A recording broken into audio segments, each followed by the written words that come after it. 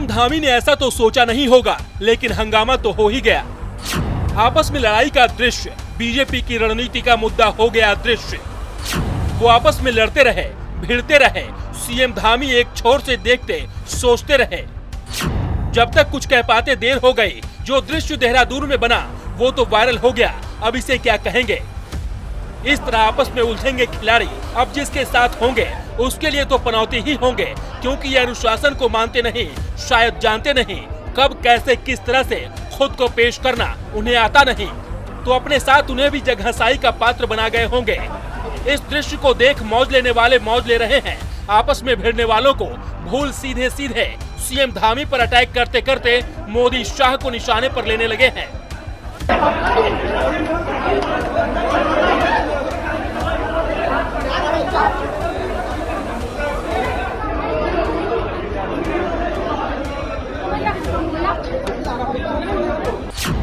अब चलिए पूरा मामला क्या है उससे आपको वाकिफ कराते हैं।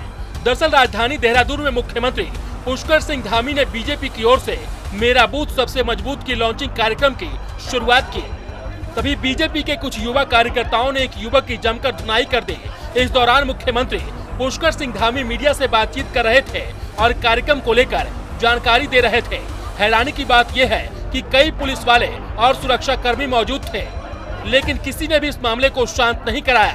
अब कहा जा रहा है जिस वक्त बीजेपी के कार्यकर्ता आपस में उलझे हुए थे, उसी दौरान बीजेपी के मेरा बूथ सबसे मजबूत का लॉन्चिंग कार्यक्रम पर प्रधानमंत्री नरेंद्र मोदी का संबोधन चल रहा था और मुख्यमंत्री पुष्कर सिंह धामी मीडिया से बातचीत कर रहे थे।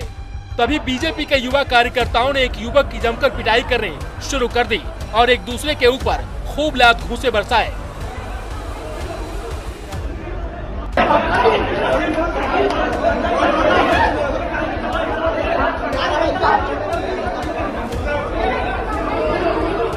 ऐसे में एक महिला पीटने वाले युवक को बचाते हुए दोनों पक्षों के बीच आई और कार्यक्रम से युवक को बाहर की ओर ले गई।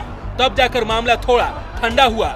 युवक को बाहर ले जाने वाली महिला भाजपा की पदाधिकारी है। बताया जा रहा है कि डीएवी कॉलेज के पूर्व छात्र संघ अध्यक्ष राहुल नारा के साथ युवक की ओर से बदतमीजी की गई थी, जिसके बदले में राहुल नारा के साथ मौजूद उसके तमाम साथियों ने उस युवक की धुनाई कर दी।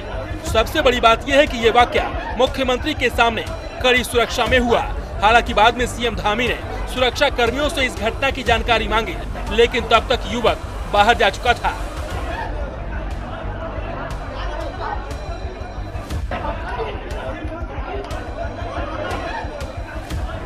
उधर बीजेपी के हाई प्रोफाइल कार्यक्रम में उनके ही कार्यकर्ता आपस में भिड़े तो कांग्रेस को भी बोलने का मौका मिल गया। कांग्रेस ने तंज कसते हुए कहा, जिस तरह से इस कार्यक्रम में कार्यकर्ता आपस में भिड़े, यही हाल पूरे देश के कार्यकर्ताओं का है। जनता के साथ साथ कार्यकर्ताओं से भी बहुत वादे किए थे और वो वादे पूरे नहीं हुए। ऐसे में कार्यकर्ताओं के अंदर भी पार्टी को लेकर रोष है। मुख्यमंत्री की मौजूदगी में इस तरह से एक दूसरे के ऊपर हाथ साफ किया जा रहा है। इसके बावजूद भी बीजेपी अगर ये कहती है कि सब कुछ सही है, तो समझा जा सकता है कि हकीकत क्या है।